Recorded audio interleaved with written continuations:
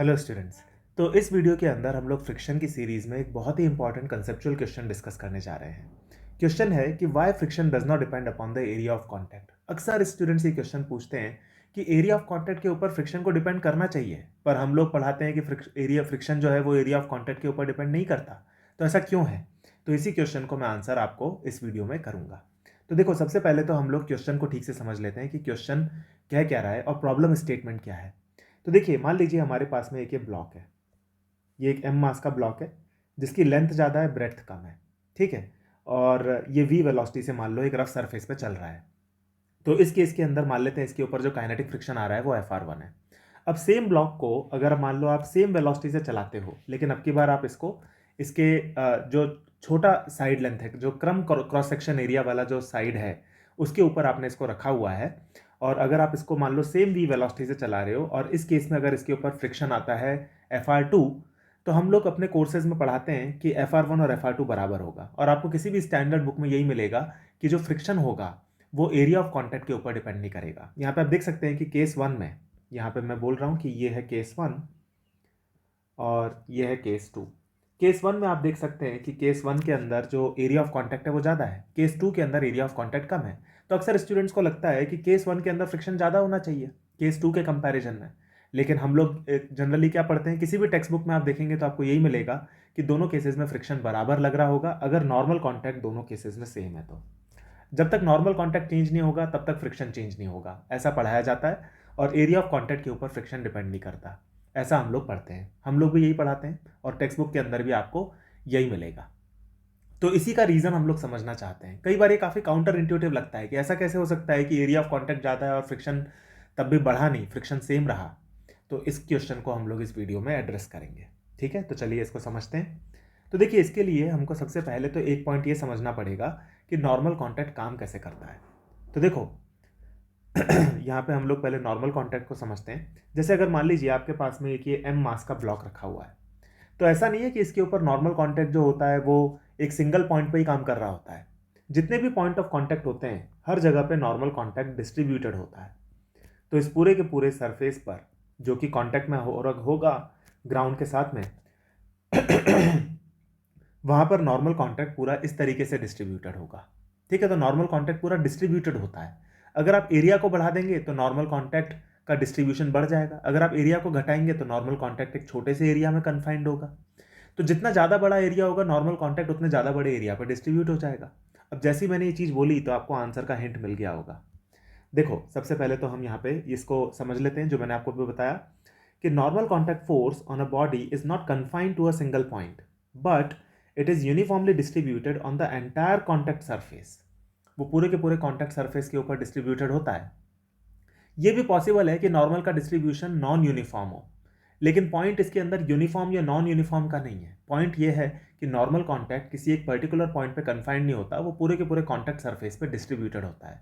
वो distribution uniform भी हो सकता है, नॉन यूनिफॉर्म भी हो सकता है, पर डिस्ट्रीब्यूशन होता है एक पॉइंट पे नहीं होता नॉर्मल कॉन्टैक्ट। जैसा कि इस डायग्राम में आप देख सकते हैं, जैसा कि मैंने आपको यहाँ पे दिखाया है। ठीक है, अब देखो नेक्स्ट पॉइंट पढ़ते हैं।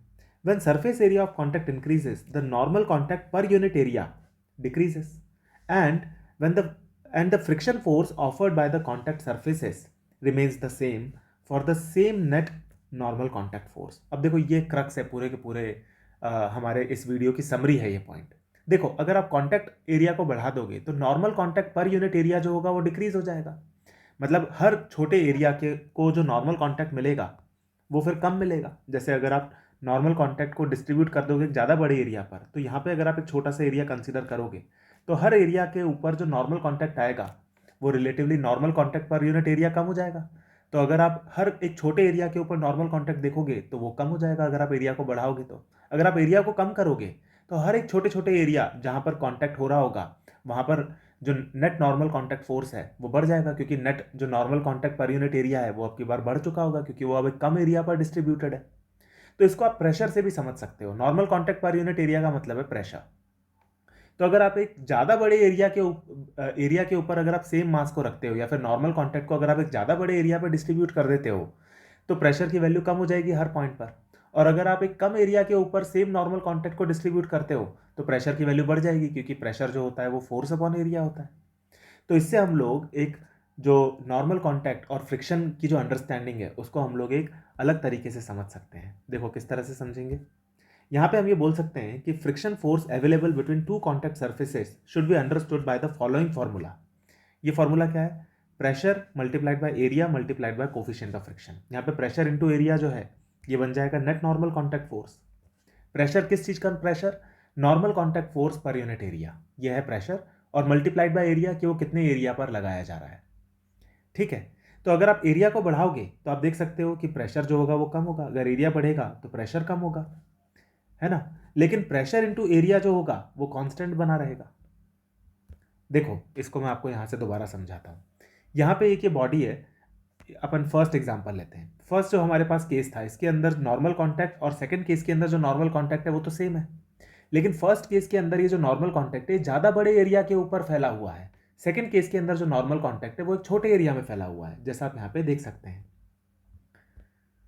यहाँ पे जो नॉर्मल कांटेक्ट है ये एक ज़्यादा बड़े एरिया में फैला हुआ है, तो जो नॉर्मल कांटेक्ट पर यूनिट एरिया आएगा पहले केस में वो कम आएगा, लेकिन क्योंकि एरिया ज़्यादा है तो नॉर्मल कांटेक्ट पर unit area multiplied by area वो अल्टीमेटली सेम ही चीज़ बनेगी, नॉर्मली बन जाएगा।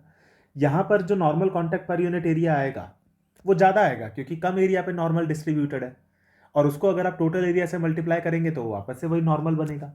तो फ्रिक्शन फोर्स जो है वो केवल नॉर्मल के ऊपर इसलिए डिपेंड करता है क्योंकि अगर आप सेम नॉर्मल को एक बड़े एरिया पर डिस्ट्रीब्यूट कर देते हैं तो हर पॉइंट के द्वारा जो नॉर्मल एक्सपीरियंस किया जाता है वो कम हो जाता है, लेकिन क्योंकि वो ज़्यादा बड़े एरिया पर डिस्ट्रीब्यूटेड है तो नॉर्मल पर unit area multiplied by area वो एरिया से इंडिपेंडेंट हो जाता है क्योंकि एरिया और एरिया कैंसिल हो गए।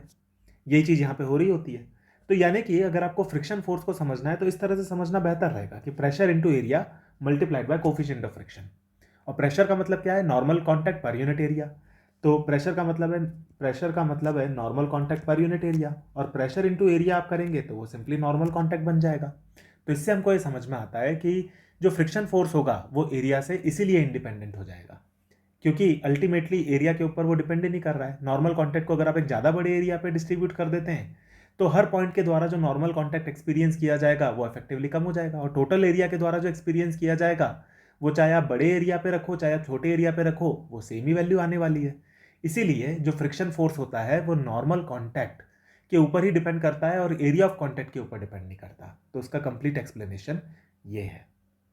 ठीक है, तो हम लोग फाइनल समरी में लिख सकते हैं, this is why the friction force is independent of the area of contact and only dependent on the normal contact force.